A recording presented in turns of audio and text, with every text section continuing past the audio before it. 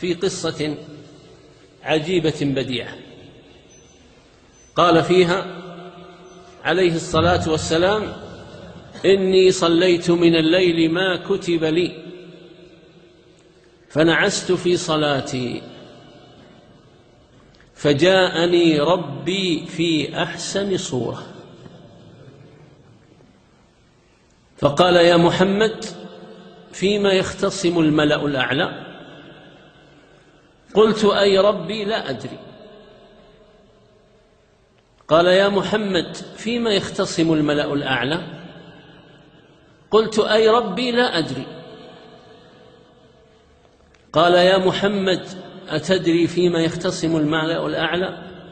قلت: يا ربي لا أدري. قال: فوضع كفه بين كتفي فوجدت برد أنامله في صدري صلى الله عليه وسلم، فرأيت كل شيء وعلمت كل شيء. فقال: يا محمد، فيما يختصم الملأ الأعلى؟ فقلت: في الكفارات والدرجات. قال: ما الكفارات؟ قلت: كثرة الخطى إلى الجماعات، وإسباغ الوضوء في الكريهات، وانتظار الصلاة بعد الصلاة،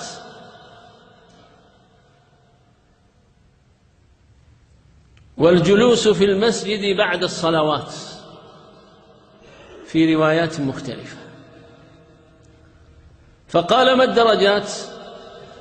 قلت: إطعام الطعام، وإفشاء السلام، والصلاة بالليل والناس نيام. فقال: يا محمد، قل: اللهم إني أسألك فعل الخيرات وترك المنكرات وحب المساكين، وأن تغفر لي وترحمني، وإذا أردت في قوم فتنة فاقبضني غير مفتون. اللهم إني أسألك حبك وحب من يحبك وحب عمل يقربني إلى حبك. قال صلى الله عليه وسلم: تعلموهن وعلموهن فإنهن حق. من حفظها منكم يا إخوان؟ واحد فقط؟ اثنان؟ الحمد لله، فيه بركة. أعيدها: اللهم إني أسألك فعل الخيرات